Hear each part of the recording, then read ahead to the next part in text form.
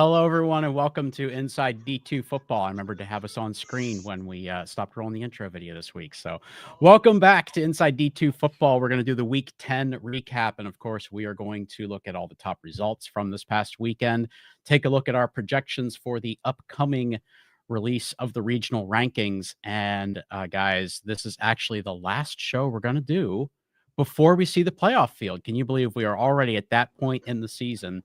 By the time we get to the show a week from tonight, we will be reacting to the playoff bracket reveal.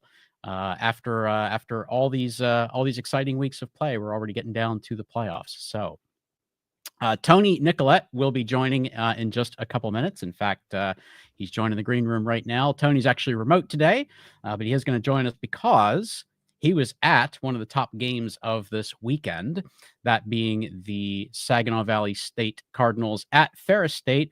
Really good game that we saw yesterday, so he's going to join to walk us through that. But Whit, before we start looking at the top games, why don't we bring up our slide deck for the show and take a real quick look at the top 25. This is really interesting because it's very static until it's not. The top 18 teams in our poll either won their games or Pittsburgh State was idle, so did not play. Then at the back end, it gets really interesting, but maybe not quite as chaotic as it looks. 3 of those teams actually lost to teams that were ranked ahead of them in the poll, so in theory, those were predictable results. Emporia State took a loss to Central Missouri, and Kayford Johnson C. Smith held on to a ranking last week despite a loss.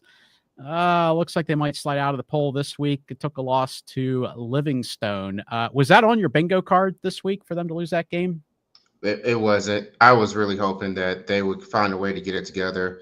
But, Livingstone's a big rivalry game. They had a defense, so I figured they would try to keep it close.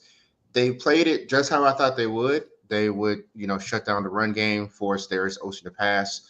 And, he threw interceptions at the absolute wrong time in that very close game. So, to see Johnson C. Smith kind of their dream season just crashing out with 2 back-to-back losses like that, it was definitely not expected. And kind of hate to see it.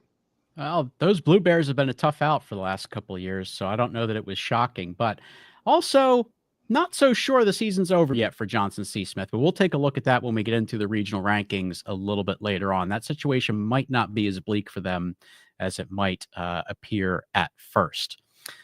So with that said, guys, before we move off of this, I know that there were a lot of results. We're going to dive into some of these. Whit, anything else in here that we may not get to a little bit later in the show that you want to touch on before we go on to the next thing? No, I mean, my take, Chuck, after looking over everything here was, we've had so much kind of turmoil in the top 10 for quite a few weeks that all of a sudden almost the entire top 20 the top 20 itself was almost unfazed by this week, which was just kind of just a lot different than how we've been looking at things recently. And maybe that makes things a little bit easier for the regional rankings going forward, but got a lot of big games coming up this last week. I got a feeling we're going to see a lot of movement still yet. Yeah, for sure. All right. Well, I think we're going to try to see if we can go to Tony Nicolette to bring us up to speed on what happened with Saginaw and Ferris. We're going to play a little on the fly here and see. There is Tony.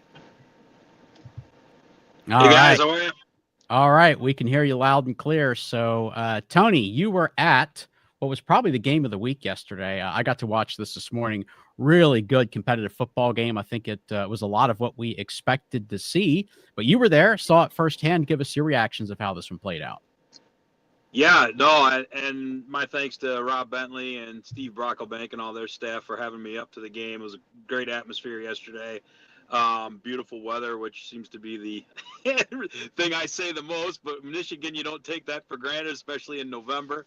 I think I texted both of you guys, both Whit and Chuck, during the game, and particularly in the second quarter, because we were seeing such a high level of play from both clubs, especially on the offensive side of the ball. We always talk about how great their defenses are. Saginaw came into this game with the 4th best rush defense in the country. And, we kind of wondered if that was going to make things a little bit difficult for Ferris. They still ran the ball really well, but honestly, it was Trin Chambliss that was really getting them into the right situations. Coach Anise had some trick plays up his sleeve that worked out really well. And then on the other side of the ball, Mason McKenzie had a heck of a first half. Threw some great passes, had a couple of good long runs. You're going to see the first touchdown of the game here on a great slant that was beautifully executed. So Saginaw actually jumped out to the lead in this one early, and it was basically a back-and-forth game the entire first half. You see that Brady Rose gets loose in the backfield for a halfback option pass that goes the distance. Ferris actually tried to run one of these in the second half, too, that didn't end up hitting. But again, guys, it was a really well-played first half. Very few penalties, no turnovers, back and forth. And Ferris went into the dressing room with a small lead. I believe it was 20-17. And then in the second half, in the third quarter in particular, Saginaw really had a hard time moving the football. Ferris was able to stretch it out to a 10-point advantage. And I think at that point in time, you almost kind of wondered, all right, Ferris has made some good adjustments. Saginaw is not moving the ball. Are the Bulldogs going to stretch this one out? And after the second punt of the third quarter by Saginaw Valley, Ferris tried to take a couple of deep shots on their possession. I think they were trying to go for the kill shot there, and they all went begging, so Ferris had to punt the ball back to Saginaw. And over time and in the fourth quarter, Saginaw was able to generate a couple of turnovers, turn one of them into a touchdown to get it back to that 27-24 margin. And then Saginaw actually had a chance with a field goal with about 5 minutes to go, maybe a little bit less, where they just weren't able to connect to try and tie the game. And Ferris was able to kind of grind out the rest of the clock from there. It was a little bit clunkier of a second half. Both teams were taking timeouts at odd times, had an ill-fated challenge, things like that. So for as beautifully played as it was in the first half, the second half was a little bit clunky. But, Coach Anise in the postgame was talking about, hey, winning against anybody in the GLIAC is hard, especially against Saginaw Valley when Coach Brady knows them so well. And I think he was even a little bit concerned about the fact that the last 3 number ones in our poll all went down, and he was worried that they were going to be the next one in line. So I think he was pretty relieved that they were able to figure out a way to avoid that. Yeah, I think we all were kind of thinking that a little bit. Obviously, it's just superstition, but I think we were all thinking that this was the first time in a month our number 1 team did not lose, but it was close. And Saginaw definitely had a shot here. So, yeah, I got to watch it this morning, Tony. I thought, and I would agree with your assessment, the first half was probably a little bit cleaner than the second half, but it was a very tight ball game, just very well contested by both teams. The quarterbacks in both, those numbers don't look super flashy, but both of those guys are real playmakers and just so capable of putting the team on their back.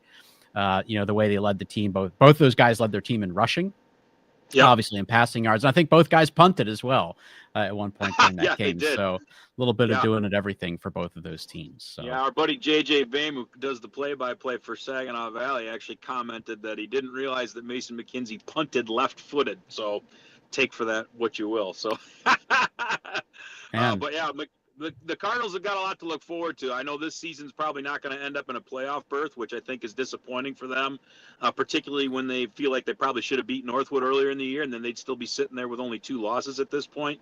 But for Mason McKenzie, eligibility-wise, the guy's only a freshman. So if he hangs around University Center for the next few years, the Cardinals aren't going to do anything but get better. So it's a bright picture for them. And their 2 toughest games this year, obviously they only trailed by double digits at 1 small point. It was all single-digit stuff, and they had chances to either tie or win it late in both games. They acquitted themselves extremely well against 2 of the best teams in the country. Yeah, absolutely. Well, Tony, we appreciate you encroaching a little bit on the family time and family activities to bring us up to speed on this game. It definitely was one of the biggest ones of the weekend. So thanks for joining us. We appreciate that. And I know we'll dive into this and all the other stuff a little bit later this week on GLIAC Weekly. So for everybody who follows the GLIAC, make sure you check in on that later in the week. So thanks for joining us, brother. For sure. Thanks, guys. Thanks. All right. All right, Whit, let's head on to our next game. We're going to head to Super Region 2 in the Gulf South Conference. Justin, there was a lot of love for Delta State when we did the picks last week. Some of us saw that a little bit differently and saw it the right way and went with Valdosta. But, I think there were good reasons for people to be high on Delta State heading into this game. But this one really was just all Valdosta from the get. Yeah, it really was, guys. Valdosta State got the ball to start the football game. They drive down there. They score opening possession, which is what you see right here. They punch it in. Defensively, then next drive, you see the blocked punt for a touchdown right here. Valdosta, they're up 14-0 right there halfway through the first quarter. And from that point, you felt like they kind of kept them at arm's reach. You see Cole Kirk here rips off a touchdown run there to make it 14-7, but just never really able to really close that gap throughout the game. You just kind of felt like Valdosta got him at arm's length rather, and they couldn't really make that comeback. The Blazers defensively forced 3 fumbles on the blocked punt. That was a big deal down there on the road. Just a tough place to play. You see Ronnie Bullard here. 3 catches, 121 yards, 1 touchdown. Alfonso Franklin for the Blazers, 14 carries, 11 yards, 3 touchdowns. And Sammy Edwards was 12 of 19 for 187 yards and a touchdown. So big day offensively for the Blazers. Cole Kirk, though, 13 for 32, 113 and a touchdown. They rushed the ball 52 times for 250, just over 250 yards, did the Statesman. Kelvin Smith had 169 yards total, but just not enough. And it really kind of, you see right here, this was kind of the dagger there at the end of the third quarter for Valdosta State, 49-20. And again, you never felt like Delta got back into the game after that blocked punt. You felt like they were trying to, they just couldn't get things to work together. So big win for Valdosta State on the road. I thought they played very complimentary football. Offense was clicking. Defensively, they forced some turnovers, and then special teams, the big blocked punt there, to get that momentum there in the first quarter. So I thought they played very complimentary football in all 3 phases of the football game. And that's a big win for Valdosta State on the road this year. We've talked like, hey, what does it look like? Obviously this was a big one leading into next week, which we'll talk about here in a little while, against West Florida. This is a big game that they had to win. They went down there, they played all 3 phases and they won. So very impressive win by Valdosta State. I know we were kind of mixed on it here on our pick'ems, but guys, Valdosta State showed that they belong. That they are probably the top, obviously a top team in the Gulf South this year, but worthy of that number 2 ranking. Yeah, Poe, in watching them, I saw they were going to have rainy conditions. And immediately, my brain went back to, that was a little hairy last year. Actually, a lot hairy. Yeah. Against Lenore Rhine in the playoffs. But their ability to run the football, I thought, gave them the balance they needed. The fact that they were able to get some turnovers from the block punt, I thought they were able to get their legs under them early in this football game, like you mentioned. Yeah. And they kind of have a little bit of a no-name defense. Like, we don't have guys that are on our Elite 100 that are on this club. Larry Elder is the leading tackler for this club almost every game.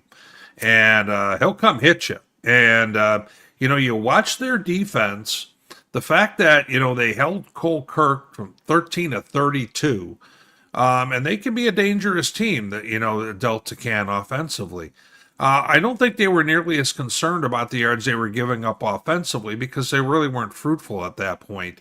And, Rodney Bullard, you watch him, he'll get behind guys and can be a heck of a deep threat for them. So, Sammy Edwards is not putting up they're not trying to do 350 in the air every time. They have much more balance this time around. And this was the football game we thought we needed to see from them against a top, let's say 25-ish opponent. And Delta State has been a very good team in this league the last handful of years. And to go ahead and do this at their place like that in convincing fashion, I think, goes ahead and immediately passes the eye test that Valdosta is the team that we were thinking they were when they're ranked in the top few. Well, and I want to circle back to, I want to circle back to one thing you just said, Whit. You talked about thinking back to that game last year against Lenore. Was it Lenore Rhine in the rain? Yeah. In the playoffs. But you talk about the growth and the maturity that we have seen from that point to this point, right? I felt like last year we had a C. But they have grown. They go down there on the road in wet conditions. They were able to run the football. They still threw the football effectively. They've learned from those mistakes, and they've grown and they've gotten better. And we're seeing that now in really what is playoff football for them here going forward. Totally. Yeah. I just want to throw something out that, like, when you think about Delta and, where they are, 5-4, but they've been respectable in most of their games, but they played Wingate, so if you're thinking about, where does Valdosta fit in all of this, they kind of had to come out and get a win just like Wingate does. I think it really shows that, hey, maybe the way that the at least last week, the playoff seeding was set up looks really good when you're thinking about, Valdosta and Wingate both taking down, a Delta team that's actually pretty good.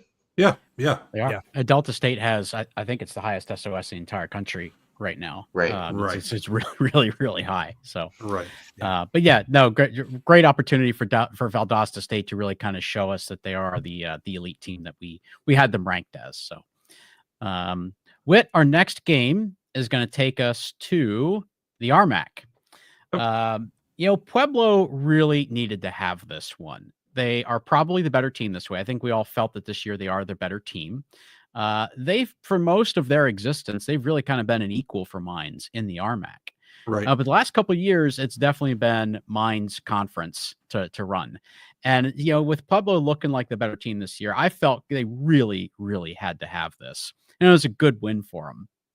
Very much a defensive game at the start, but Pueblo had a little bit more offense to bring to the table in this one, and the result, I think, very much fell in line with what we were expecting here. With I felt it was about right, Chuck, in terms of the separation that ended up happening in this football game. Now, if we go ahead and throw on a little bit of the video here, for those who don't know, it snowed in Colorado, and it snowed plenty in Colorado. Huge props to the staff there for getting the field ready to play. They had like a foot of snow overnight, and it ended up being a beautiful day there in Pueblo, but a great effort to get the stadium and the field ready to play. Now, Whit, that's Mine's backup quarterback. Yeah, Joseph Capra. Capra, a young player. He actually played all of last week as well. He's got some wheels. So obviously, they've got an injury situation, we're presuming, at quarterback. So they're a redshirt freshman coming in for him. And, he's very quick, but, a lot of times they tried to go ahead and do plays like this, where they had 4th and short and he didn't get it. He gets sacked 6 times in this game, which has kind of been a common issue for them against better teams, this year. And you're going to go ahead and see Pueblo kind of taking off right here. Whereas, Russell Howard goes ahead, scores on a running play, goes ahead on a little bit on a wheel there. And then a guy's name who we haven't said yet, Reggie Ratzlaff, well, he enters the chat and goes up and makes a great catch here for a score. And they're starting to separate a little bit, it feels like, in this football game, Chuck. And then Mines gets within a tud. And they go ahead and they bring a blitz, and they just throw one over the top to Retzlaff, and he goes ahead and scores twice. And he's probably become, one of the top few in the country as a wideout. More importantly, Ferg, I know he's on your fantasy team, so I know that you track that very closely. By the way, for those who don't know, his brother's a starting quarterback at BYU.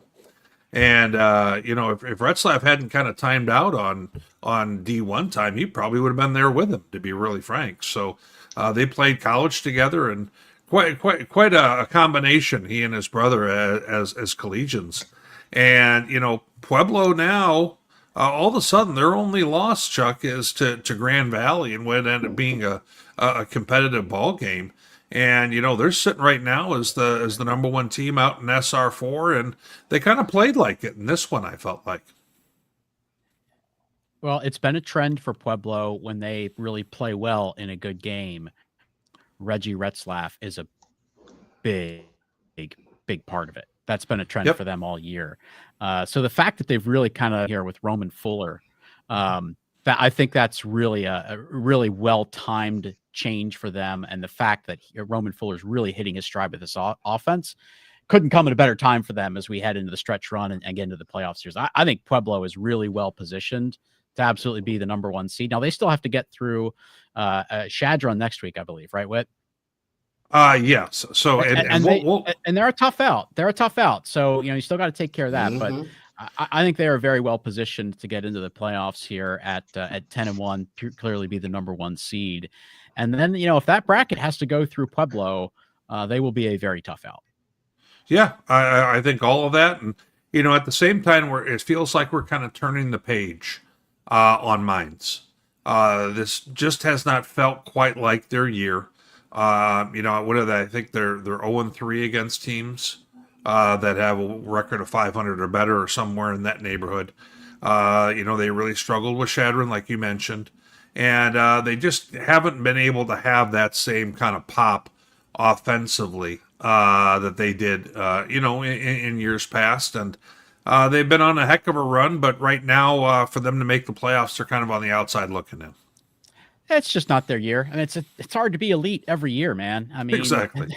They've been so good in their conference and in their region and nationally for the last couple of years.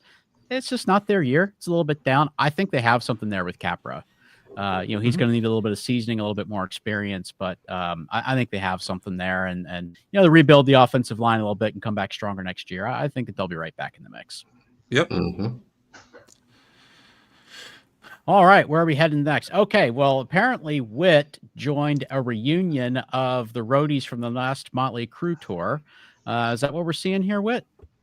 Yeah, and I would be the youngest of them, but well, not actually. The guy next to me is actually younger, but no, I went on over to the Key to the City game in Sioux Falls between USF and Augustana. This was at Augustana, and we've got the radio crew right there from the Cougars. My guy Tim Hyatt and Tom Frederick, and then Chad Berger, who is the sideline buddy, who has a mic on the sideline, believe it or not, in D2.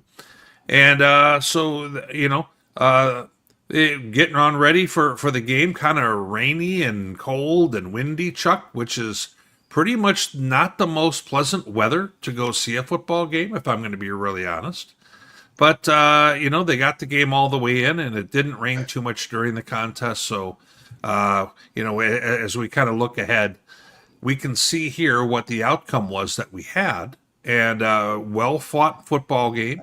And we'll go ahead and take a look at the video here in a moment, but you're going to notice on the right side for Augustana, Jared Epperson, 18 carries, 205 yards rushing, 2 touchdowns that away. He caught one pass that only went for 75 yards. So, heck of a football game for Epperson. He was kind of their situation offensively. And we'll go ahead and pop into that real quick right now, Chuck. Let me just make sure I've got that fully ready to go for us. And USF scores first and kind of gets out going in this one. There's that guy taking video in the shot that they got. Epperson gets first play from scrimmage for Augie, and he's gone. That's how that worked. Midway through the second quarter, USF is kind of controlling the action, but not on the scoreboard. And Epperson catches a screen and decides that he's just going to go run around for a little bit. And 75 yards later, they're set up for another score just before halftime. And a little bit of a little play action deal, and they go ahead, and Augie's up 14-7 at that point. USF goes ahead and gets them the ball back fairly quickly, and Augustana gets it right here to the goal and goes ahead and gets a field goal, and it's 17-7 Augie at half. USF comes on out second half, drives the field, scores a touchdown, and we got a 3-point ball game, and business is picking up there a little bit. USF driving to go ahead, ball tipped on a ball thrown behind, and Augustana comes away with the turnover, I believe the lone turnover of the day. Epperson bottled up here. No, he's not.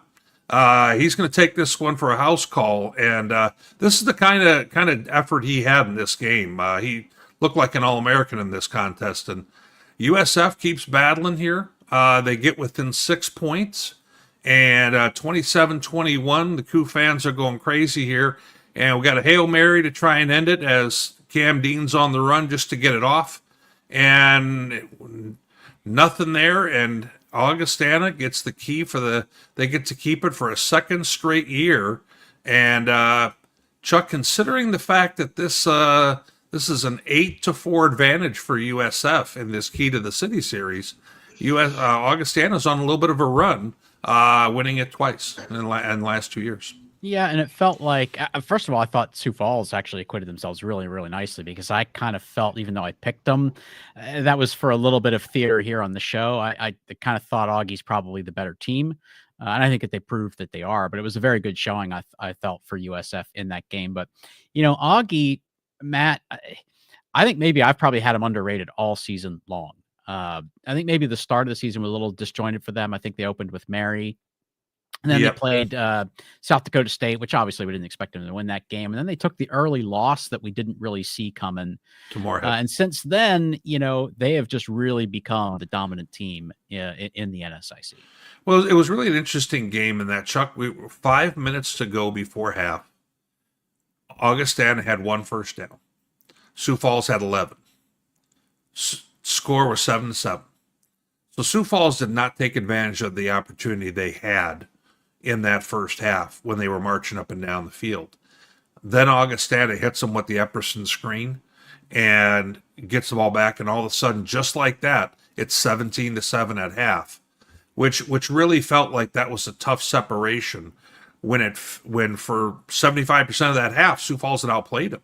So Augustana's ability to have a home run hitter like Epperson is a heck of a card to have in moments like this.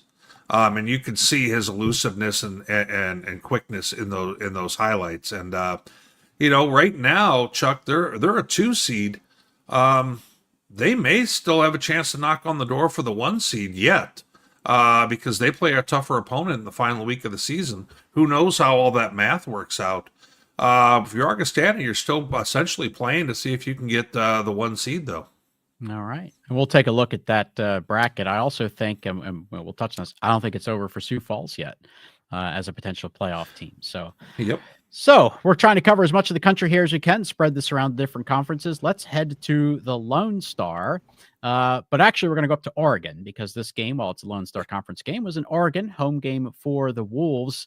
Whit, this started out looking like a pretty competitive game. It was tight at the half. A couple plays that kind of allowed Western Oregon to draw a little bit closer and stay in it. But in the second half, it felt like Angelo State really just asserted themselves as the better team here. Well, what's interesting to me is that Angelo has been a defensive-minded football team for a large portion of this year. The last few weeks, they have shown some signs to be able to be a little bit more electric in the passing game and hit some plays downfield. This is a good time for them to discover that, because if they can do it against some of the better teams like this and still have Braden Fuller able to run the football like he normally can, pair that with the defense they have, and they could be a real tough out in Super Region 4. So let's go ahead and kind of pop on a little bit of the action. And yeah, we are on a grass field. We don't see that all the time anymore, do we? But No. but there's kind of that deep ball we were just talking about a moment ago. And, they're mixing things up better than they were earlier when I was watching some of their earlier contests this year. So, they get out 10-3 right away. There's Braden Fuller right there, who's still kind of their most reliable, piece in the rushing game. Now, Western wasn't, they're playing at home. They're trying to play for a spot in the playoffs. So they're still going after this here and get a block punt, Chuck. And all of a sudden, they kind of cut the deficit a little bit. But, Angelo was still able to go ahead and take advantage of having openings down the field. And you can see this right here is Jordan Rideau goes ahead for 3 catches, 124 yards, 2 tuds. And this is like the air raid all of a sudden for Angelo. Over 300 yards passing on just 13 completions. And then you go ahead and you see their defense getting after people. Nothing available there, and they end up coming up with the sack. And just kind of when they get a lead like that, they're a tough opponent. But Cam Dishler gets here in open field, and oh, by the way, hurdles the defender, goes in for the score. Maybe the best touchdown in Division II this week. That one is they're trying to get that one on SportsCenter, I think. But I think a pretty darn good prove it game for Angelo on the road, and I think they're moving up the charts, Chuck. Well, Carson Newman has video evidence that what you said about the best touchdown this year is totally untrue. Carson Newman undoubtedly had the best touchdown in D2. Oh gosh, yeah. They've been having a lot of fun with that on the socials. Go look at Carson Newman's Twitter handle or X, whatever you're going to call that, if you want to see what I'm talking about. East Stroudsburg had a big one too. Great touchdown catch on their end. But yeah, so Whit, as a result of Angelo's win, they are Lone Star Conference champions. They remain undefeated in the conference. So they wrap up the Lone Star Conference Championship. And Pueblo secured, I think officially it's a share of the RMAC Championship. They can win it outright next week. So congrats to both of those programs. And in the GLVC, UIndy wraps up another championship. So there's Coach Keevers and the Greyhounds. They win the GLVC again. So congrats to them as well. That's really kind of been their league. They've kind of dominated that for the last several years. So add another championship ring to the collection for the Greyhounds. And in the GMAC, things are not quite as clear as what we saw in those previous few screens. So going into the weekend, we kind of felt that Walsh was, or Ashland, I should say, was really kind of on easy street here. They were undefeated in GMAC play. They had Walsh, and I think their next game is Kentucky Wesleyan, I want to say. So it really felt like their path into conference championship, the playoffs, was very, very clear. Walsh said, The Cavaliers got a huge win, their first ever over Ashland. They beat them by 2 touchdowns at home. Huge W there for Walsh. Congratulations, Cavaliers. Huge history-making day for them. And also, at the same time, Tiffin took an unexpected loss to Hillsdale. So now the GMAC race and who's going to win that championship, who's potentially going to be in the playoffs, very much in flux. Now, remember that Findlay lost head-to-head to Ashland, so they're kind of lacking that advantage there. Findlay and Tiffin are going to play this coming weekend. So that's obviously a huge matchup in the conference, but also in Super Region 1. So now it's really Findlay that has the clearest path into the postseason. But we'll see the way things have been. The clearest path is clearly not the most well-traveled. So we'll see what happens there. Very, very much still to be decided in the GMAC. And moving on to this one. So Whit, Harding keeps on rolling. They had the loss, the tough loss to Ouachita, but they come back with a nice win, keep things going. 34-7 over East Central. East Central can be a tough out, but I think we expected that to be a fairly comfy Harding victory. So the Bisons right where we expected them to be. But how about Central Missouri beating Emporia? I think we were a little split on the picks there. How'd this one play out for the Mules? You know what, Chuck? I actually was reviewing the picks before the show. This was the one game we actually were all on the same line with Central Mo, and it was surprising because normally when that happens, it's bad for the team getting picked. But Central Mo has really come on in a big way in this back half of the season, to the point where if things went crazy at the end of the line in Super Region 3 here, there's a chance that they could actually be knocking on the 7 door. It's wild to think of that, but they've now accumulated some pretty key and nice looking wins these last few weeks of the season, and they're just not the team that you want to play right now. If somehow they were able to make the playoffs, man, you do not want to see them in round 1. But it's been a pretty interesting story, I think, and a lot of resolve that they've shown. At the same time, Emporia State's kind of feels like they're on a little bit of a free fall at the moment. And I mean, they've had some tough opponents, but they're just giving a lot up on the scoreboard at the moment. Yeah, for sure. All right. And next, East Stroudsburg keeps rolling. It's a team we haven't really talked about a whole lot this year. Unfortunately, the way the schedule has shaken out for them, just haven't had a lot of opportunities against teams that can really put them on the map. Their best opponent this year was Kutztown. It was a close game, but they did lose that one. But they keep rolling. They are 9-1. They've got a chance to go for 10 wins this coming weekend. Impressive win for them over Shepherd. A really good looking team, guys. I think that they could be a handful when we do get into the Super Region 1 playoffs. So we just wanted to throw that out there for them. It's been a tough climb for them to get into like the top 25 again, just because the SOS isn't there.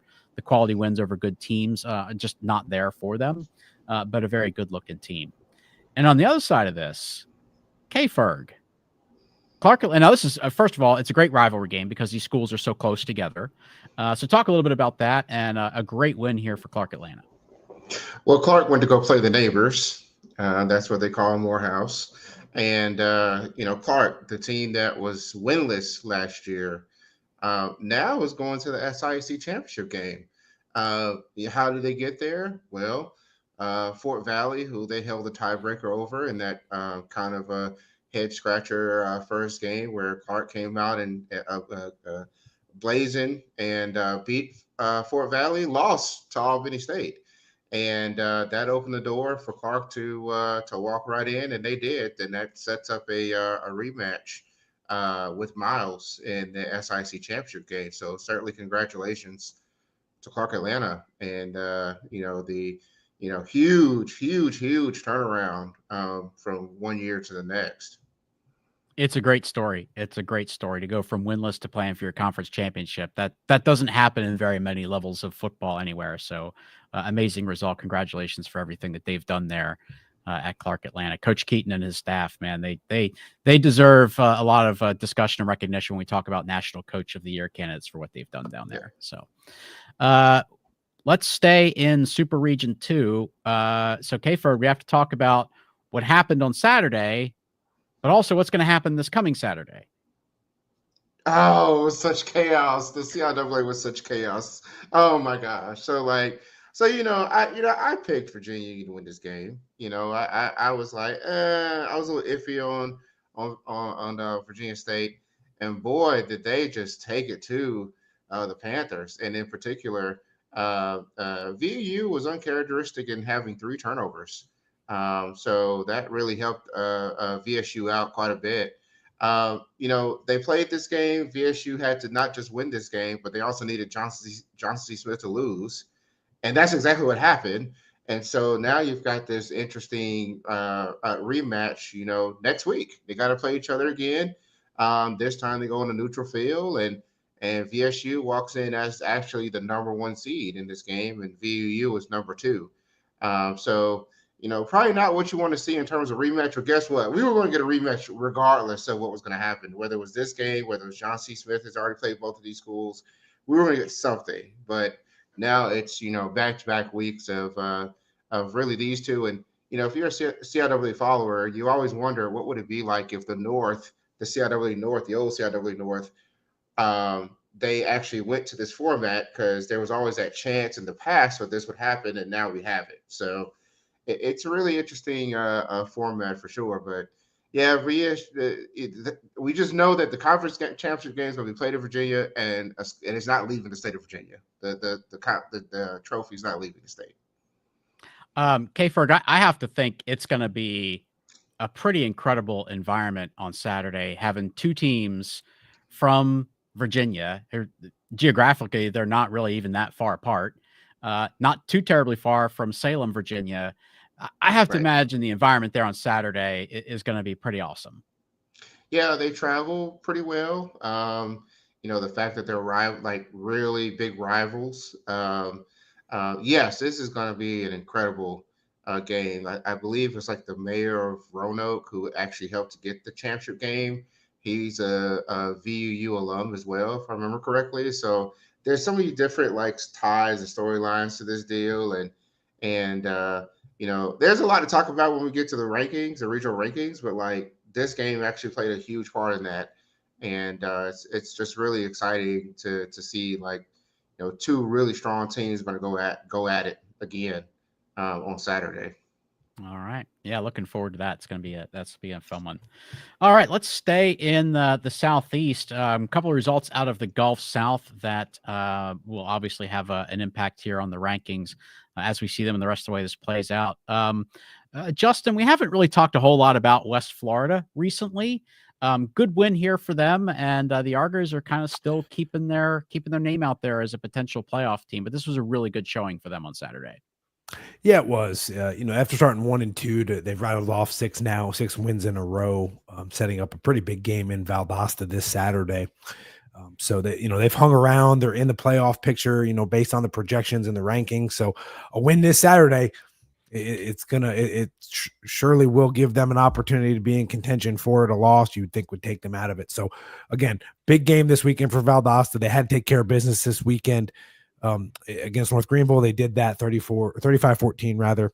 And so again, West Florida, 6 games in a row, setting up a pretty big game this week. The other side of that is West Al beat Shorter 31-6. So number 2 team rather in the regional rankings last week. And, just took care of business and did kind of what we thought they needed to do as it goes. They take on Erskine this week. So, they've got to take care of their business, get ready for the playoffs, and they're doing their part. So, all right. And Whit, let's kind of close this out. We talked about the GLVC going to UIndy, but we also talked last week about there was a pretty tight battle for kind of being that second and third place team. There was a pretty tight win there with Upper Iowa and McKendree. Yeah, Upper Iowa goes ahead and has a 21-point fourth quarter to go ahead and find a way to win this game. And, for all the years that Upper Iowa was in the Northern Sun, and I paid a lot more attention to them, frankly, just because it was kind of under my watch, they were never able to win more than 6 games. They have 6 wins right now. So, they play Missouri S&T this coming week, and they scratched that win. I think 7 wins may very well be the most they've had during this D2 era, which has been just shy of about 20 years. So kind of a big deal for Upper Iowa ever since, kind of making that transition, away from the Northern Sun to the GLVC. And I think they've done well with that move. Yeah, great one there for the Peacocks. And how about going over to the RMAC? Mesa has been one of those teams that's probably been right on the periphery of top 25, where we've seen them in the regional rankings. Tough result here for them against the Hard Rockers. Yeah, and the Hard Rockers, playing at their place seems like it's never an easy thing. And a pretty healthy road trip there for Mesa. And this is a team that has played great defense this year, but their offense has kind of been one of those situations where you don't know if they're going to have enough. And this has ended up being one of those games where it cost them. And, there's a chance it may even cost them from getting in the playoffs. So they now have to kind of win and get some help type of thing to try and be in the dance. Whereas they might have been in a real good spot if they would have just kind of won this game as expected, Chuck. So big win for South Dakota Mines, but at the same time, maybe a real stinging loss for Mesa. Yeah. Not all bad news for the Mavericks, though, because there was some nice consolation. Because when you go to play South Dakota Mines, Whit, do you know what's in town when you go to play the Hard Rockers? Yes, they get to go. They could go and feed the team at Boss's Pizza and Chicken. Now, if they were smart, they would do that because it's good for D2 teams to support a business that is supporting Division II football. Now, funny we mentioned Boss's Pizza and Chicken. Saturday at the Key to the City game in Augustana, I might have gone upstairs to the press area and seen Boss's Pizza and Chicken and maybe even had a piece or two. I mean, it wouldn't be like me to skip out on that. That's all I'm saying. Well, it is awfully good looking chicken, the wings, and I'm sure the pizza was tasty as well. And thank you, of course, once again to Boss's Pizza and Chicken for their ongoing support of the show and to Division II athletics. Excuse me. Guys, let's transition now. Regional rankings. Now, last Monday, we got our first look at the 1 through 10 rankings. And after we got that, Whit, I think we kind of had an opportunity to really start to assess what's some of the criteria that this committee will prioritize. What are some of the things that are really important? So just to give everyone kind of a snapshot, this is what we were looking at heading into the action yesterday. This was our regional ranking snapshot for each of the 4 regions. Before we actually dive into that, Whit, After we did get to kind of break that down a little bit, kind of look at the rankings and sort of see how they got there and try to reverse engineer some of that. We had a few questions about some of the things we were seeing, but maybe really more we wanted to confirm a few assumptions about how some of the rankings were arriving at. You had an opportunity to have some conversations with a key committee member to discuss some of those. What were some of the takeaways that you had from that conversation? Yeah, and I ended up being on the phone probably for about 40 minutes or so, Chuck, and kind of inquiring about is KPI, which is kind of down there in yellow as that third item, which is a brand new measure for this year. Is it being utilized right now or not? And we kind of inquired about that because it wasn't on the kind of consumer facing worksheet that the NCAA puts out. And that was just an oversight that it wasn't on there at the moment. But that is being utilized. And we kind of thought it was after taking a look at kind of how some of the teams were being slotted. And KPI essentially is a thing here, as you can see there in red, that there's a numeric value placed on wins and losses depending on how good the team is you played and where you played them at. And there is a small piece of this that is related to percentage of total points scored, which is essentially really margin of victory. So, if you've got some of that and you beat a team handily, like Angelo State, we were looking at their game a little earlier, and they won by 20 plus against another ranked team, those kind of results are going to be, are pretty fruitful. So we found that out. In addition to that, we also kind of found out that there's still going to be conversations in the room, Chuck, where we go ahead and we talk about like an Indianapolis or others and say, okay, how do they rank? If they've played, a team like Saginaw Valley, who's the third best team in the GLIAC, and the GLIAC beats them, then obviously, you're going to place more emphasis on the GLIAC teams in that super region, which I think only makes sense to me. Now, there's some of the other things that were mentioned where they do take note of bad losses. So bad losses, there really isn't a way that was stinging you on the overall criteria per se. So that was something that I thought was interesting. And then from there, I kind of got the overall impression, Chuck, that the committee kind of has an awareness that maybe there's been some times where they've had some top seeds that maybe in the overall scheme of things, they looking back going, yeah, maybe they shouldn't have been. And they're trying to find a way to engineer this in such a manner where we can truly understand how good these teams are, because sometimes we don't have enough crossover play that it really makes that difficult. And Chuck, there's still going to be ongoing situations with this, depending on how insular certain leagues are. But I think KPI, from my own look at this, from what I'm seeing in these numbers with KPI, I think it might be a step in the right direction. I think so too, and we felt pretty confident when we first started looking at the rankings that they were arriving at, that KPI was definitely being applied. That was a little bit of an unknown for us going into that first set of rankings. To what extent might they be using it? Might they be looking at it as a kind of just a complementary piece of data? Are they going to ignore it altogether? Are they just going to look at it when teams are really close? It looked to us like they were using it quite a bit. And actually, I'm going to pull this up. This from earlier in the show. Inklot was kind of replying to some other comments that KPI clearly was being used in last week's rankings. So it definitely seemed like it was the case for us as well. So with all that kind of said, Whit, question. What is a bad loss? Like, how's a bad loss defined? Like, we know we have like Southern Nazarene and like, we know that was really bad for Washington. I think that would be the poster boy for bad loss. Yeah, it's right. But it's a little bit of a sliding scale, and that's a little bit, interpretive too. So like if you're looking at a team like Saginaw Valley, for example, losing, very close competitive games to Grand Valley and Ferris, is very different than looking at a loss to, say, Northwood. Not that Northwood's a bad team, but Right. as far as making the playoffs, that's probably a bad loss.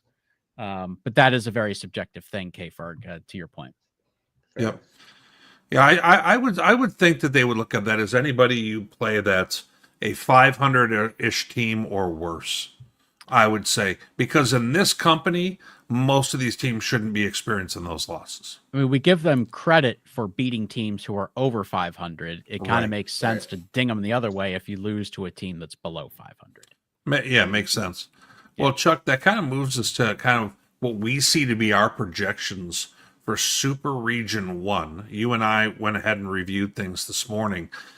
Chuck, why don't we do a little bit of a walkthrough? And as people are looking at this from the far right-hand column on any of these graphics, you're going to see the Week 11 opponent for any of these clubs. But Chuck, I'll let you kind of walk us through this if you would. Well, I would say, first of all, because there's 4 regions that we go through, I think we felt that this was the easiest to project what it's likely to look like when the rankings come out tomorrow. Probably fewer moving parts here, or fewer things that that may be variables. At this point, Charleston still has some small advantage over Kutztown. That could change after the games this coming week. But at this point, we don't see enough that would change Charleston at number 1 with Kutztown 2. Obviously, the 2 10-0 teams, first and second, that's a no-brainer. California and Slippery Rock. Of course, California has a head-to-head win over Slippery Rock, so they kind of slot very cleanly into 3 and 4. Then when you get down to East Stroudsburg and Findlay, there is almost nothing to differentiate those 2 teams. When you look at all of their metrics, almost everything to date, they are so dead even. I really don't know which way that could go. I'm pretty sure that they land 5 and 6.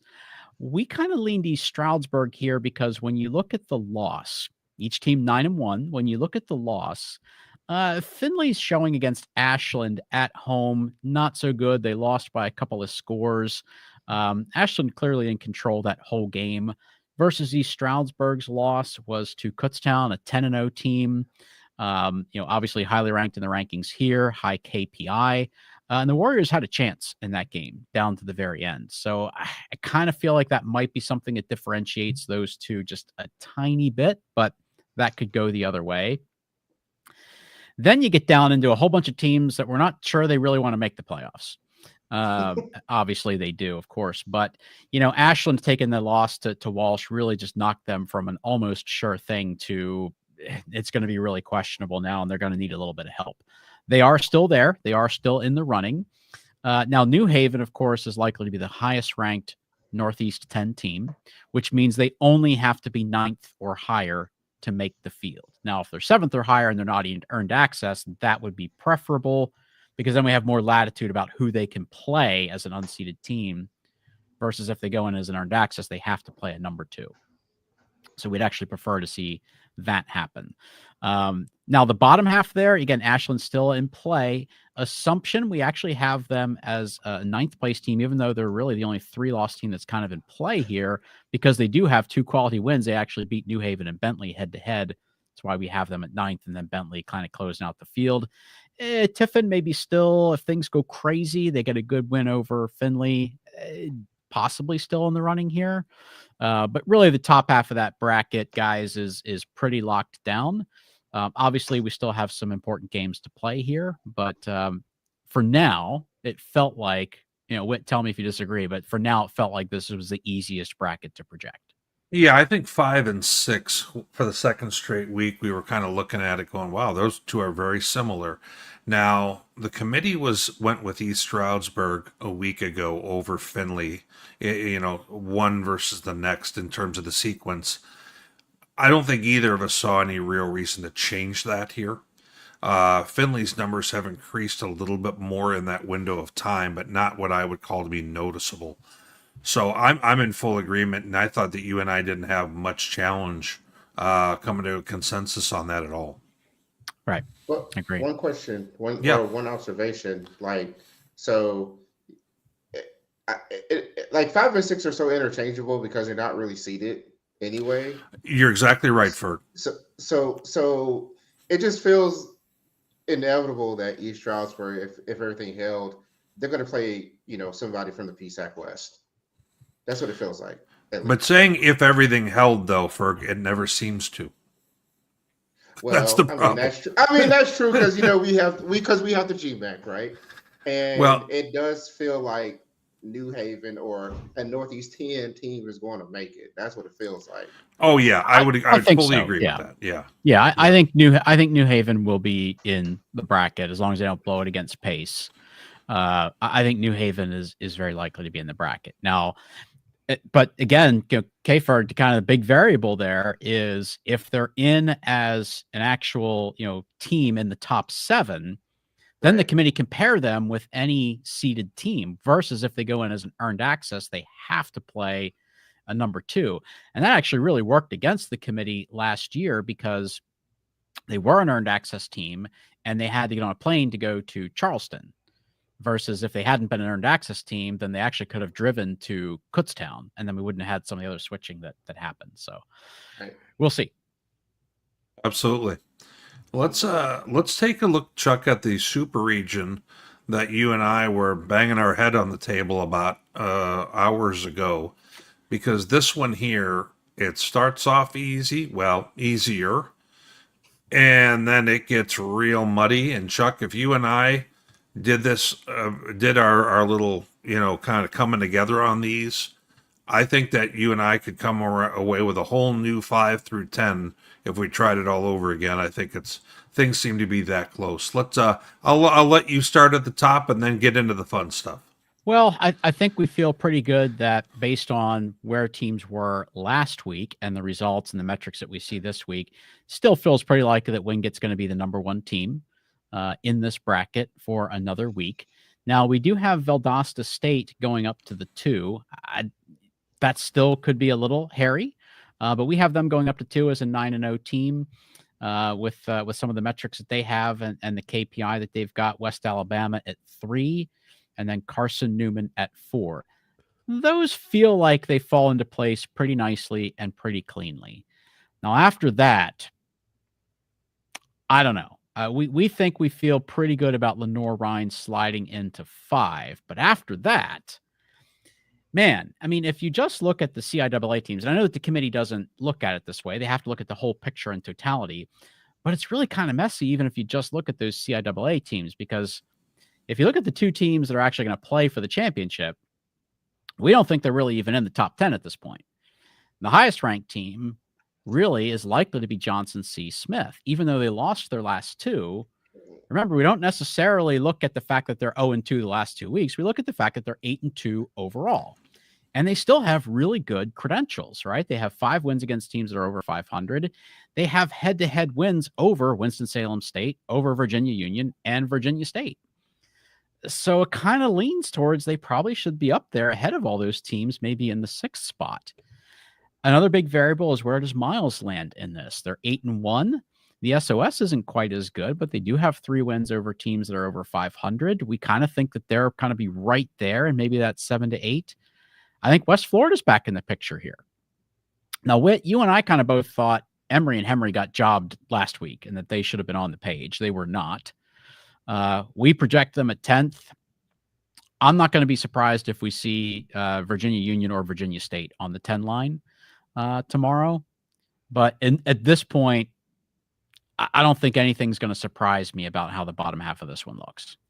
Yeah, we were all over the place with Johnson C. Smith, or is Winston-Salem, should they be higher? Winston-Salem was higher on the release Monday than we were expecting them to be, according to the numbers. Now, that said, Johnson C. Smith was higher than them because they only had 1 loss at that time. Johnson C. Smith has really built a great resume until these last 2 weeks. They have 5 wins over 500 or better, which looks tremendous on this page. They also have a solid KPI, Yeah. So I think you can make a case that Johnson C. Smith should be the highest CIAA, especially when you take the head-to-heads into account. The fact that, they've got some nice results against the guys at the bottom of the page that are playing for the championship. Now that said, And West Florida is the quiet one that's kind of moving up the page a little bit. You got to look out for because they got Valdosta coming up. They could jump right into that mix in a hurry. Now, I think some people looking at this, Chuck, may think, why is Valdosta not number one yet? And the answer to that is the strength of schedule is almost 100 points difference with them and Wingate. And Wingate also has almost the highest KPI in the entire country. So, you know, yeah, so you look at that, and in terms of the KPI points, if you were to try and assess what's a measurable difference in KPI, I'll tell you 40 is a measurable difference. So, now Ferg, I know, and we're going to talk to Coach Poe as well, but Ferg, I know you're hand-wringing down there because you're going, wait a second, we've got the CIAA championship, and neither one of those two is on the page yet, which is their own resume, not Chuck or I. But let me ask you, when you see all this, are you sitting there going, wow, this is a mess? Well, I know Ryan and I, the SAC columnists, we were talking back and forth earlier today about this very issue. And he had it kind of like the way you all have it. And I was just thinking to myself, well, wait a minute here. Like, the committee seemed to favor what, like having Winston State ahead of Lenore Ryan. So, you know, is there a measurable difference to move Winston State down? Yeah, you have Johnson C. Smith, who is falling because of their losses, and that doesn't help Winston State's position. But then Livingstone's win actually gave him that loss, that wins over 500 teams back to them. So they were 3-2, where they were 2-2 last week. So it's kind of weird because it's like basically you have like 7 teams fighting for, you know, 2 spots, and you're pretty much assuming that Miles is going to get in, whether it's via earned access or, you know, they get it outright. And right. And with Miles, at least you like it's a rematch. So I don't really see any improvement happening in their case. You know, and so I think where they land this week is really, really important for them as to whether it's an earned access entry or not. But yeah, you're basically like the two teams that are left. Who do you put in? Do you give the SAC three teams in? Do you give the GSC 3 teams, or, you know, is the remaining teams going to the CIAA? It's just incredibly difficult to sort out. It is. So, and I get, like, you know, you have Johnson C. Smith right there on the 6th line. You know, they're going to have, you know, probably like the better resume overall than Virginia State and Virginia Union. But man, you just kind of wonder, like, you know, the fact that one of those teams wins the conference championship, like, does that mean something here or not? I mean, I think fair that's question, Bert. Right. I think just from a committee standpoint, and just like, there's just, what do you really do with this? I don't really know. That's the hard thing, is because whoever wins that has lost to Johnson C. Smith. Right. I mean, Winston, Virginia Union, and Virginia State have all lost to Johnson C. Smith. And, you know, forget the fact that Johnson C. Smith is, you know, got shut out by Ferris State, and other teams that below them have beaten them. And the same with Livingstone. I mean, it's a real question mark here. I don't know. It feels like an override sort of needs to happen here. I just don't know. So it feels like something's got to break, right? Now, Poe, when you take a look at this here, what are some of the observations you have? And were you thinking Valdosta was going to be on the 1 line, or were you thinking that maybe not yet?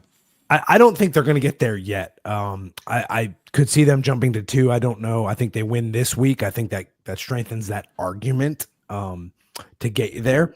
But when I look at this, guys, I look at 1 through 4 being pretty solid. And then if you're 5 through 7, man, you just, like, there's no ease to it, because you've got Miles sitting there at the 8. And that to me, if I am 5, 6, 7, that scares the heck out of me, because, you know, they're going to get the earned access, right? So now if you're Winston-Salem State, based on this projection, you're out. and there's nothing you can do about it, right? Like, so however it lands, 5 through 7, you're really uneasy. And it's really for Super Region 1 too, right? Like if you're at that bottom of the, 5, 6, 7 line and somebody's going to get earned access, man, what do you do? Right? Like it doesn't matter. And so let a West Florida beat Valdosta this week, let Miles win. Like, I mean, there's just so many things that right now I'm very uneasy if I'm 5 through 7. I'm just going to be honest. How do you think I feel? But no, exactly. And that's what I'm saying though. I mean, when you sit there and then take the winner of Virginia Union, Virginia State, right? Like they're going to have their case. So I look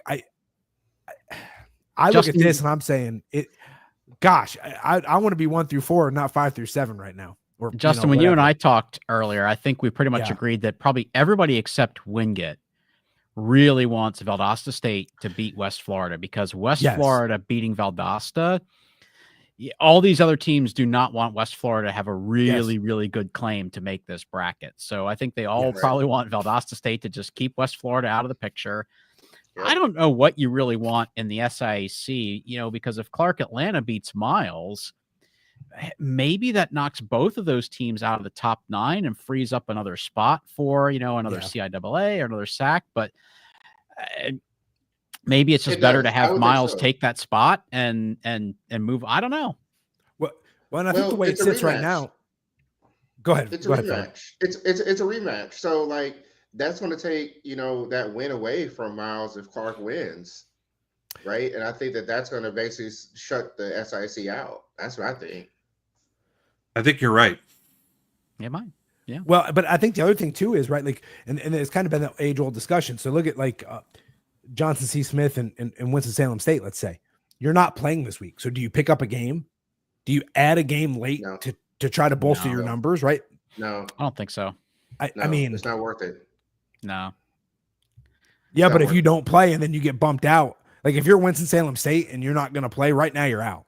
Because it earned access. That's just too bad. They should have done better. Like, I don't know. I feel like it's great that they're even considered at this point. Like they're kind of ahead of schedule for where they were. But if I'm Winston-Salem State, Ferg, I'm saying, hey, I want to try to find a game to bolster my numbers. So if I could jump Johnson C. Smith, I got a chance. But would they really jump Johnson C. Smith because of the head-to-head? I mean, would committee really do that? I don't think so. Right. I don't either. The chances of finding an opponent that really fit the criteria you would need to make that worth it. I don't disagree. Yeah. I think that's a really difficult task. And right now, Winston has the better numbers. It's just that the head-to-head, that's the only difference. Sure. Right. Yeah.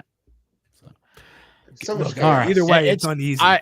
I'll just say to close this one off, when the rankings get published tomorrow, I will immediately be going to Super Region 2 to see what this bracket looks like for sure. I don't envy that committee. I don't envy them talking through this at all. That's a tough one. That's a tough one. I really don't. Chuck, I thoroughly doubt we will have the same thing as they do. It just seems like there's so much chance for this to go in another direction, in all kinds of different directions. Well, and I think, go ahead, Chuck. Well, I was going to say, if the committee members are watching the show, which they should be, we've made their job easier. That's right. But we know that that's probably not the case. But I think all of us could make an art. Like if we all did this, everybody'd have a different one. I mean, like everybody would be different, and you can make the argument. I think Whit and I were shocked how close we were. Yeah. When you say we were shocked how close we were when we compared our notes on this region, because both of us, right off the bat, when we said, I don't even want to talk about Super Region 2, it's just not that clean. We actually were really close with what we came up with. So yeah, you and I on each one of these maybe had one different.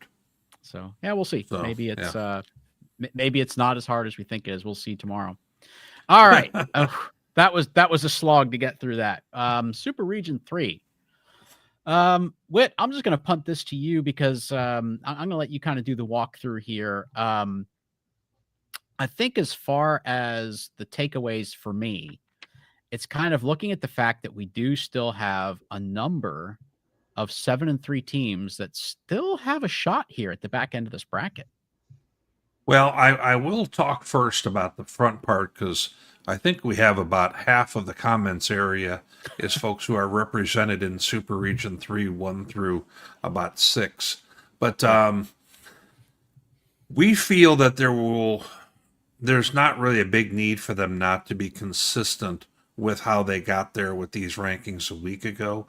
And if that's the case, you're going to see Ferris, Grand Valley, for sure, 1 and 2. Pitt at 3 was a bit of a surprise a week ago. That's when we looked at KPI, which is the second column from the end on the right. And that 277 for Pitt State is how they got themselves into that 3 spot last week. And that's when we knew KPI had to be utilized. So I think in all likelihood, we're going to see Pitt there. We're going to see Central Oak 4. Then because of the fact that Harding is kind of being blocked by their head-to-head with Ouachita, you're going to see 5, 6 there, which is the same kind of sequencing we saw this last week. Right. Now, because of the fact there's been some shuffling towards the bottom and some teams lost like Saginaw Valley, I think what you're going to see here, and Emporia was 7 for no good reason, in my opinion. I thought that was erroneous when they were on that line.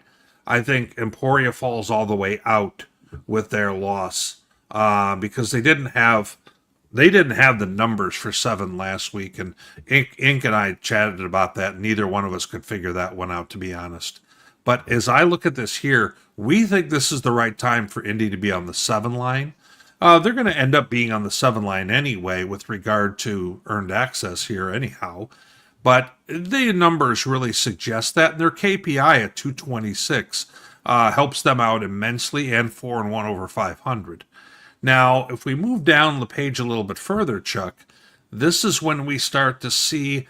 I thought Fort Hays should have been higher, a week ago.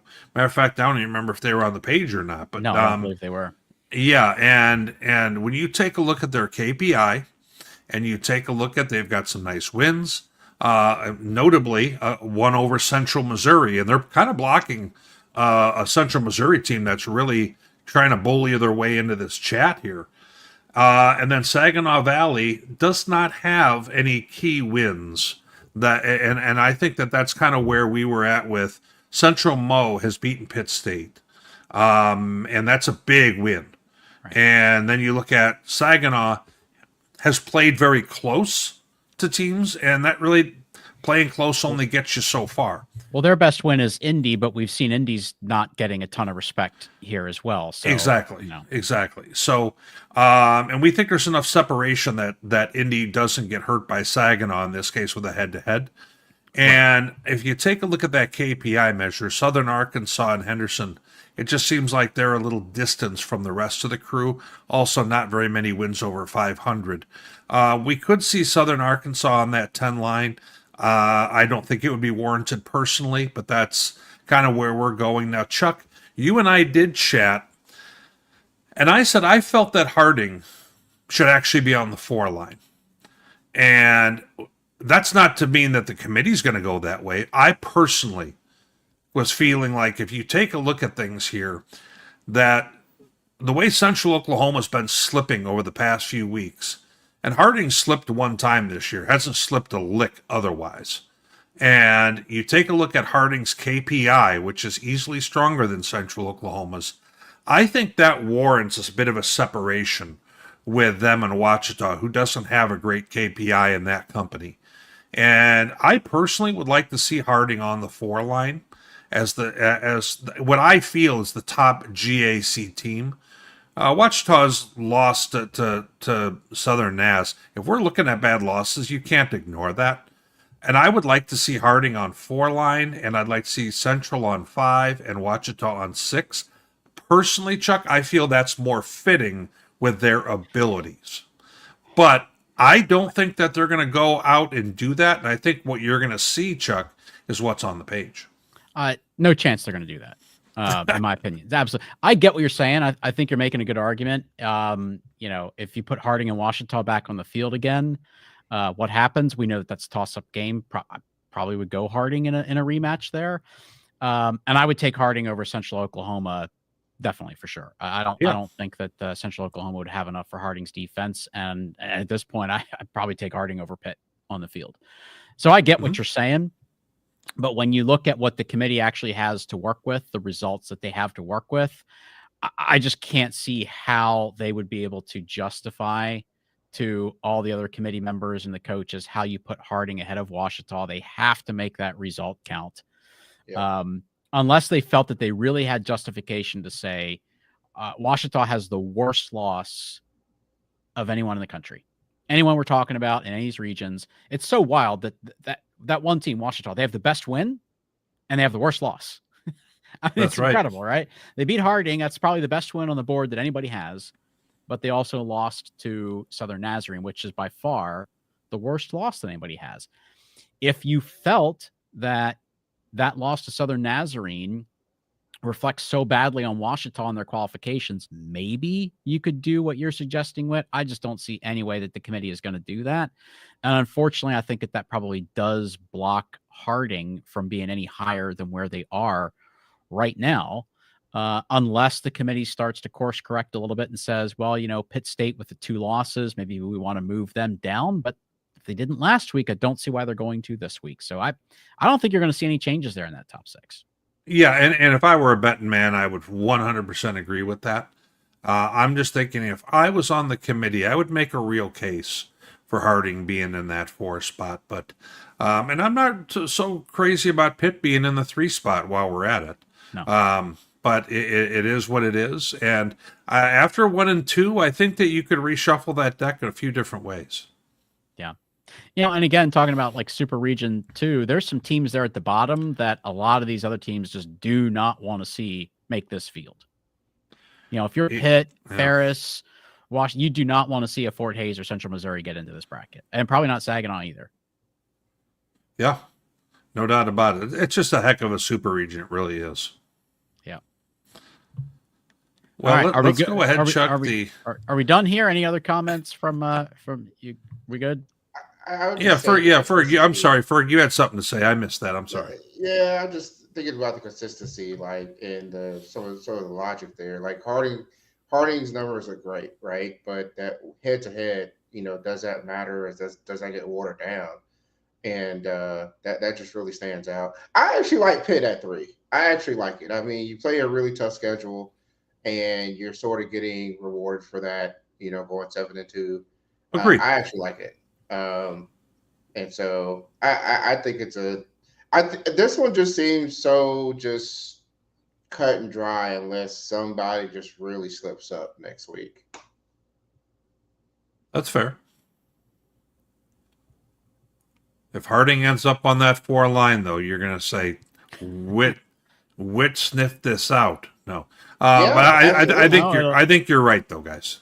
No, I think that would be because Henderson State beats Ouachita, but which could happen. So it happened last year. It could happen. So, all right. That always a lot of interesting conversations. Let's go to Super Region 4. Whit, this is your home region.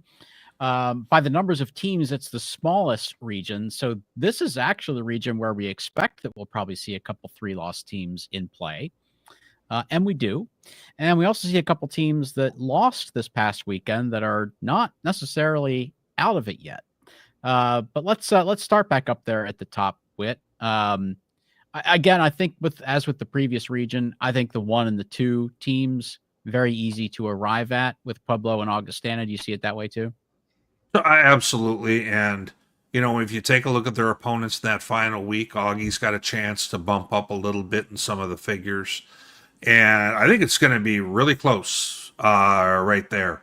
So I would not make an assumption that Pueblo will be on the 1 line after we're all done with this.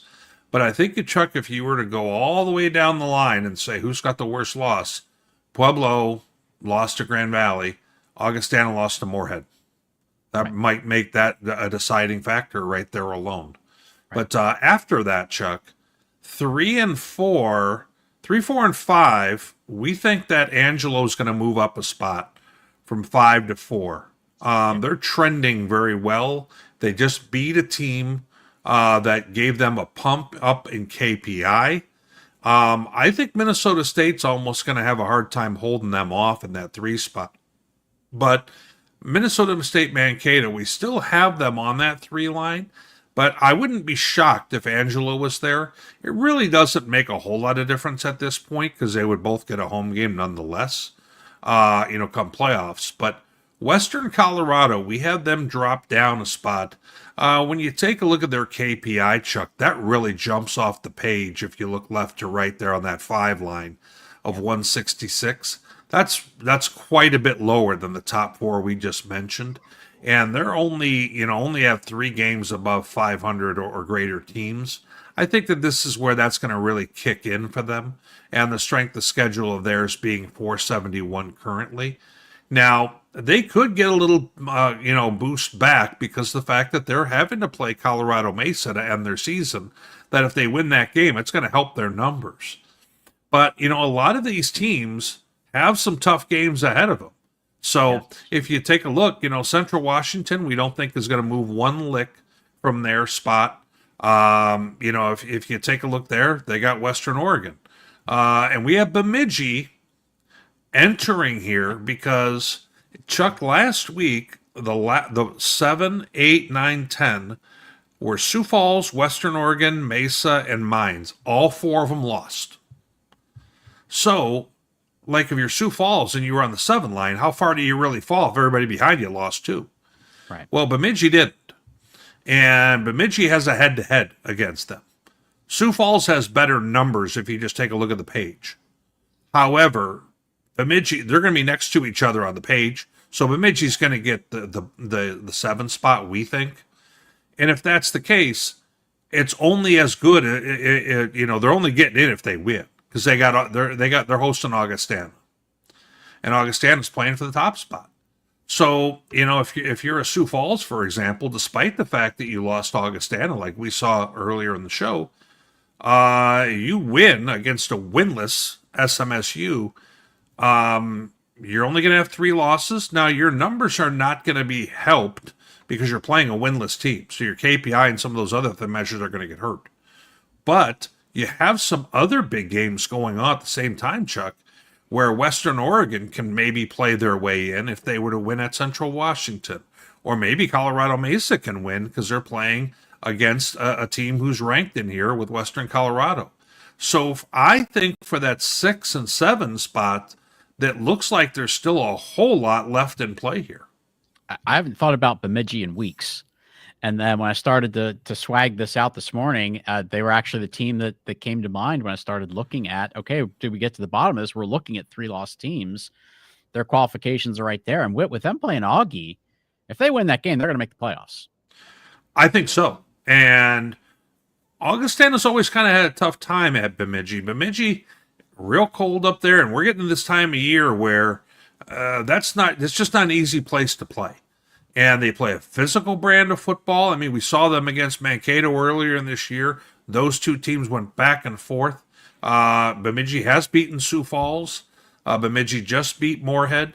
Bemidji beat Wayne the week before that. So they're playing some decent football right now. And it's going to make for a really interesting, kind of end to the season there and who ends up on that 7 line. Yep. Reactions here. K Ferg, what do you see here? Anything you want to poke holes in? No, I think that these are very playoff-like games in this super region, and that just really stands out. I'm just thinking like, ooh, Angelo's gonna have such a hard time with WT. Being tongue-in-cheek there, but yeah, we look at Mesa, Western Oregon, Augie. I mean, those are all tough opponents on that 5, 6, 7 line. So the game, this will have to be sorted out on the field, most definitely. Yeah. A lot of games that are still going to impact that bracket. All right. Well, that's always a full conversation when we go through those projections on regional rankings. So we'll be looking for those. We do expect those tomorrow. So we'll be looking for those probably around, it's usually between 4 and 5 Eastern, and we'll be scrambling to get those out and socialize all that. And I know you're all as interested as we are. So. Oh boy. All right. This Chuck, you rebounded nicely. Yeah, it was a tough couple of weeks for me there, but this past week I rebounded a little bit. I guess things went a little bit more the way we expected them to. So there's where we stand today. And by the way, Tony not able to be part of the pick segment tonight. I just want to say, Coach Poe, Tony actually has already delivered his picks for this week, so he's not holding these until 8:30 Saturday morning. Man, look, if y'all think I have enough in my that I sit there and look at these all week, y'all crazy. Man, you lucky I remember to send them to you. Week 0 there, I forgot to damn send them to y'all. Well, so. yes, we know there that we you're go. waiting until later in the week when your wife delivers the picks to you and says, "Here's who you need to pick this week." Oh wow. Okay. Yeah. You know what? Hey, you say whatever you want, baby. Look at that 64%. May not be That's- the best, but still better than you clowns. I know. Actually, Well, you know what? I'm not great with numbers, Poe, but actually, it is the best if you look at that list. Yeah, but it's still subpar. I mean, I need to be doing better. We all need to be doing better. but All right, let's still move beating you on. guys. We're running long here, guys. Let's see if we can get through the picks here and bring this to a close. So games of interest. There's a lot because we do so much still to impact the playoffs. Let me go. Actually, let's just do it. Okay, Ferg, anything here that really piques your interest from what you're seeing on the list, just in the games of interest? Does Emporia bounce back? Do they have something in there? Because, Central Oklahoma has been sort of like they've had their chances to lose lately, and they've somehow pulled a rabbit out the hat. So I just want to see if Emporia's got something in the tank to challenge them. All right. I just want to mention the SIAC championship game. We put that as games of interest. We didn't put it in the pick'em just because we kind of assumed everyone would go Miles. Maybe not, but we kind of assumed everyone would go Miles. So we put that on the games of interest rather than put it into the pick'em. But wait, let's go ahead and look at the picks, the Super 7 for this week. Absolutely. Really good slate of games. So walk us through this. Let's put our picks on the record. Yeah, so we kind of start off with, as the kids would say, a banger. West Florida at Valdosta State. Berg, I knew I would get you on that one. Last week we had some three doubters. Chuck, not you and I, the others, in regards to who they're going to take in the Delta State Valdosta game. And in this case here, we've kind of got a similar situation. Another prove-it game for Valdosta. West Florida has been playing their better football. So I guess the question is, Ferg, I'm starting off with you. What do you have there for your winner? Say less. I'm not doing this again. I'm not doing this again. I'm not doing this again. No. I think Valdosta's going to go ahead and take care of business at home and send West Florida on their way to basketball season. Fair enough. Chuck, which direction are you heading on this one? Well, I put some confidence in Valdosta State last week, and it really paid off, and I was very impressed with what they did. So I'm going with Valdosta, but I don't think there's any question West Florida has a really good chance in this game. It's a play-in game for them. It's a playoff game. It's still a chance to snag a share of the GSC. No doubt that the Argos have a really good opportunity here, but I'm going to go with Valdosta State. Okay. Well, and Tony had given us his picks before the show. Tony also has Valdosta. Now, let me ask Coach Poe, which direction are you going here? Yeah, what's intriguing to me about this game, guys, is West Florida is essentially, this is a playoff game for them. They're fighting for their postseason lives. They're going to throw everything they have at this one. I think they're desperate. And I think they're gonna do some things that push the envelope in this game. However, I think Valdosta State showed on Saturday they're a complete football team, right? They play really solid defense. Offensively, they were doing some really good things, and they won the special teams battle. And if you could do three phases and you could win three phases of the football game, you're going to win a lot of dang football games. I'm going to take Valdosta State at home. I think they're the better, more complete team from what we have seen this year. So give me the Blazers at home, guys. Fair enough. I also have Valdosta in this one. I think I like the balance I see from Valdosta, and I think their defense is better than it has been. I think the type of team that would beat Valdosta is a team that can really run the football. be physical up front, and I don't know if that's the MO right now for this West Florida team. It seems like they are more ready to pass than anything else. So I'll be interested to see how it plays out, but I have Valdosta in this one. Ferg, I'm going to let you start off with us. Carson Newman at Wingate. Well, the last time we talked about this game, Wingate had to go on the road, and I picked Carson Newman in that game. I thought that, they were going to just kind of surprise Wingate, and we saw Wingate also have some issues with special teams. But, now, Carson Newman isn't going to be as much of a surprise, and I just don't know if I feel the same way at this point that Wingate won't take the game. I'm going to go with the Bulldogs. I just don't think that they're going to be caught off guard this go around. Fair enough. Justin, how do you see this one? Yeah, so, if you remember last time, Wingate missed a couple field goals in that football game. I think they've shored some things up on the special team side of the ball. However, I think Carson Newman, they've had some injuries at the quarterback position, and they've kind of figured that out, and it's been quarterback by committee pretty much this season for Carson Newman and the Eagles. But I'm going to take Wingate at home in this one, guys, only because I think it's at home. I think they've seen them, and it was an overtime game. If you remember last time, it was 31-28 in overtime. I think Wingate, if their defense is going to be able to stop and slow down that Carson Newman offense, and then offensively, I think they're a little bit more explosive than we've seen in the past. And it's really hard to beat a team twice in the same season. So I'm going to take Wingate. Tony also went with Wingate. Chuck, which direction are you heading on this one? I still think this is a toss-up because Carson Newman has just been so good at finding ways all season. But I do think this is a situation where it being a rematch works in favor of the team that lost the first one. I'm going to go with Wingate here as well. Yeah, I kind of like Wingate quite a bit in this one. I like Wingate to avenge that game, and I think that they are in real good form at the moment. So I like them to kind of have a get back here. How about we get to the Battle of the Ravine, Wichita Baptist at Henderson State. Chuck, how are you seeing this one? Well, Wichita lost this a year ago, and it cost them a playoff spot that looked really solid for them. I don't think they're going to let that happen 2 years in a row. I like the Tigers. Berg,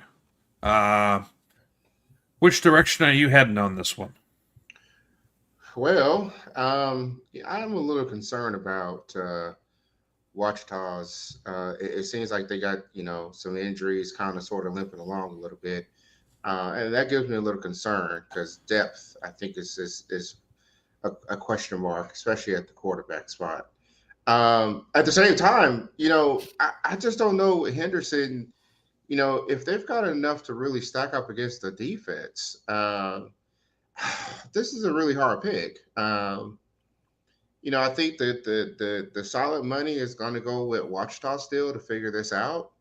But I'm going to go with Henderson in an upset, and 2 years in a row. I think that something's going to break the wrong way for Wichita. I feel like, and so I think Henderson's going to be ready to capitalize on that. Coach Poe.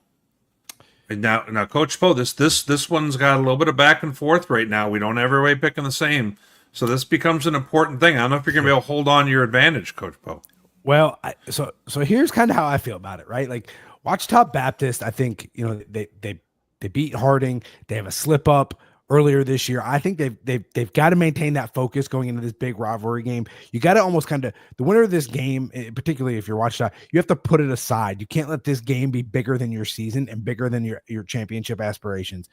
I think Wichita Baptist is going to win this football game because I think they're focused not just on this rivalry, but on making a deep run in the playoffs. And to do that, you have to take care of business tomorrow. Yeah, I'm kind of Saturday, thinking like Ferg is a little bit right now. I don't like the fact that Connor Flanagan, they're kind of do everything wideout, is not playing lately. He got dinged up, and that the quarterback position with Livingston is not what it was. He didn't play this last week, and we're not sure exactly how healthy he is. I almost have a feeling like Wichita peaked, and Henderson's kind of creeping up out of nowhere. And I'm actually going to go ahead and take the Reddies in this one. So we have two folks here taking the Reddies in the mix because Tony also had Wichita. So a little bit of a curveball there. Finley Tiffin. Okay, Ferg, start us off there if you would. Woo. Well, in the conference of who wants to really get into the playoffs, Yeah.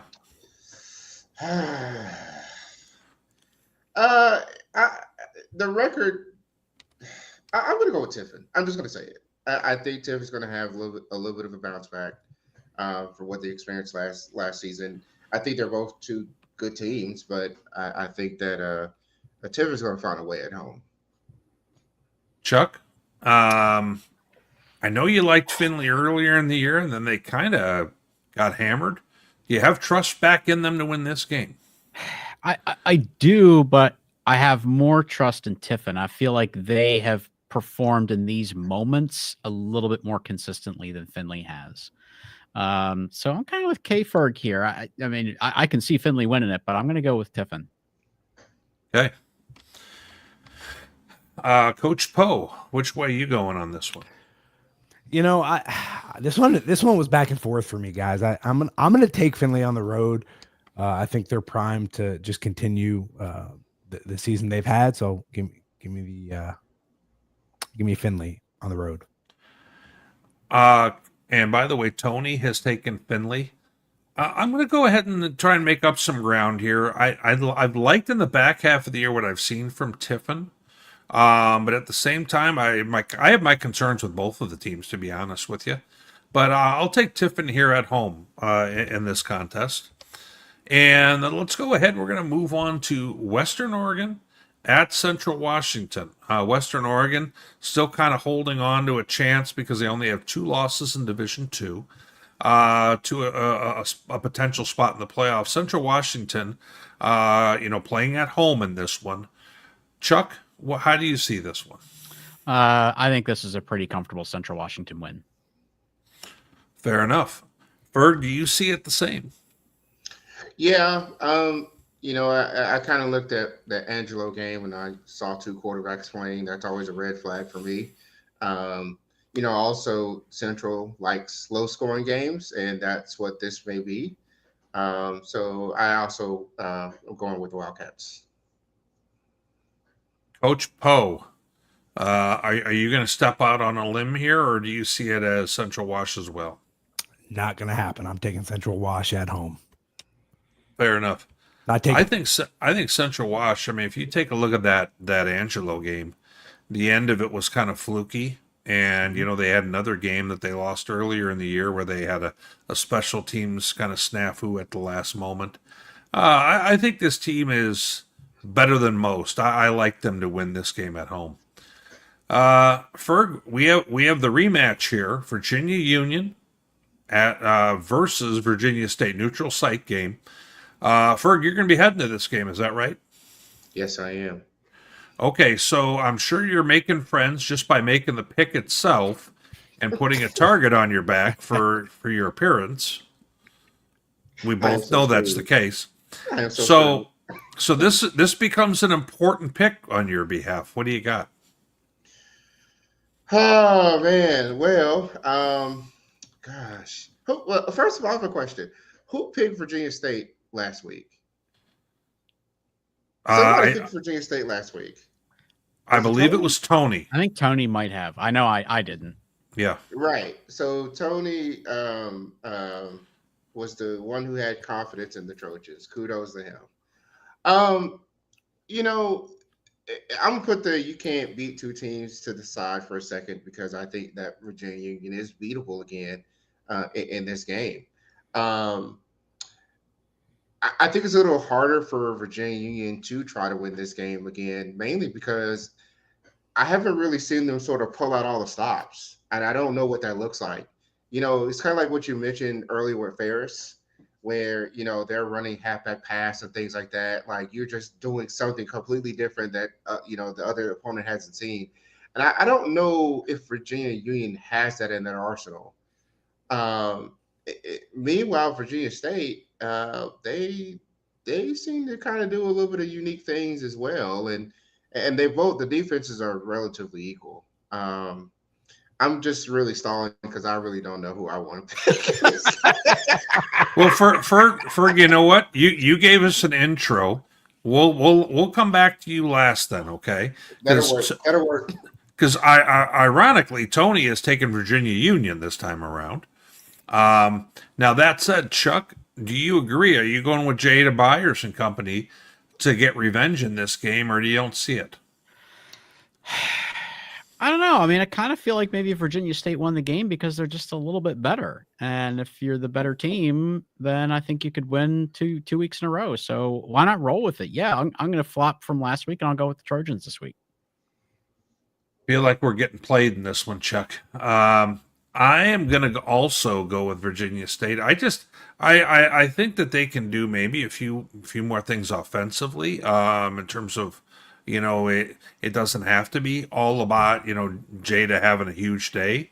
Now, that said, I could see this going either direction, and that's why Ferg's having all the trouble landing on a winner like he is. Now, Coach Poe, what do you have on your side? Yeah, so last week I took Virginia Union, and I'm going to take them again this week. I think it's really hard to and as a coach, you sit there and say, man, you look at the film, you go back in and you fix it, the game plan, you tweak it a little bit, you say, hey, we like this, we didn't like that. I think Virginia Union has a really good chance to win this week just because it's hard to beat somebody 2 weeks in a row, and I think it's fresh in your mind. It's not like you're going back on the film and seeing what they did. It's, hey, this didn't work, this did work, this is where we got some opportunities to exploit them. So give me Virginia Union in a revenge win this week. Fair enough. Okay, Ferg, you've gotten a chance to soak this in. And I know our thoughts have really no bearing on this because I know you already have an idea of where you want to go with it. Ferg, I just get the impression that you're a little concerned about the ramifications of your pick when you get there. So where are you going? I'm gonna go down with the ship. So I'm gonna go with Virginia Union as well. I think that there were some things that they could have done better, and I'm sure they will go back to the film and look at that. I think that this is going to be a heck of a game between two rivals, and I'm looking forward either way to see who takes it out and be happy either way because I know it's going to be a great game. But I'm going Virginia Union. Fair enough. Okay, so now we get to Kutztown at Cal in the PSAC championship game. Now, this is an interesting one because Cal's only loss, and I'm probably going to get this wrong, Chuck, is to Charleston, which is a team right at the very top. So this one here should be a very competitive contest. Poe, I'm going to have you go first, so you can't go off of Chuck's answer here. Poe, we got to catch up with you here. So what do you got, buddy? So I think Kutztown's been listening to all these people say they're not the number 3 team. They're not the number 3 team. They're overrated and this, that, and every other thing. And this is an opportunity for them to make a statement. I think they're going to take care of business this week at Cal. Give me Kutztown. Coach Poe. And by the way, Tony has Cal. So things have already gotten interesting. Ferg, where are you going on this? Kutztown. I'm not doubting the Bears to go to Bears again this time. No, I'm not doing that. Chuck, what are your thoughts? Cal playing at home. Any thoughts on this guy? Well, I like that Cal has gotten pretty good and pretty comfortable at winning close games late in the game because I think that's what this will be. I think it'll be close, and I think it'll come down to the very end. So I like that for Cal, but I like for Kutztown that they've just been better than everybody else in the conference this year. So I think they are just the best team in the PSAC this year, and I think that they will prove that. Fair enough. I think Kutztown, for me, is the clear-cut number 1 in Super Region 1, no matter what other records are and things like that. I just think that their defense is something, and I like them in this game. And so that's kind of where we land on this with, once again, with Tony having Cal. All right. Whit, who do we owe some appreciation to this week for highlights and some other cooperation? Well, we've got Dakota News Now gave us some footage earlier along with the NSIC network. We've also got the RMAC network, and we've got Flow Sports like we do here. So, as we're taking a look at this here, we're always getting some help, and it's awesome that we get some like this so we can go ahead and try and show you guys a little bit of the football from around the different parts of D2. All right. Yeah. Much appreciation to everyone that helps with our ability to capture video and put that out here. It certainly helps with the production value. So, well, all right. Well, let's get this wound down, fellas. We're closing in here on 2 hours. So let's see if we can wind this down. So, Whit, let's go to our promo we have coming up throughout the week. Absolutely, my friend. Normal reminder, top 25 will be out tomorrow. Of course, we really only have 2 more rounds of that. Obviously, the regional rankings, of course, take much more importance now, but we will still do our top 25. We'll do the players of the week, podcasts and columns all week long on the website. Getting ready to roll out the regional podcast, so look for that because that's going to be coming up before we know it. And a couple things to close on, Whit, if you wouldn't mind taking us to the next one. Something that I wanted to mention for all of our audience and for our fans that follow D2 and for our friends at Ferris State. Ferris State had a student athlete. Her name is Hallie Crozier. She's a member of the women's golf team. Hallie suffered a medical emergency a couple weeks ago. Actually, when I read about it, it sounded very, very similar to what happened with our good friend Brandon Meisner. Similar type of incident, similar type of circumstances. And she and her family could really use your well wishes, some financial support if you are able. Hallie is actually from Saskatchewan, guys. So can't imagine how difficult this is for her family.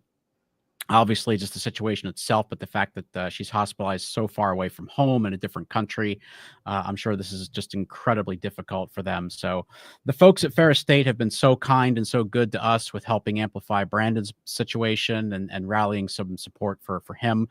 Really felt that we wanted to do that for our friends at Ferris State and for Hallie and her family. And we're pulling for you. The link to the GoFundMe there is on the screen. So if that's within your means, I know it would mean a lot to everyone at Ferris and Hallie's family. So all our best for her family and everyone at Ferris State.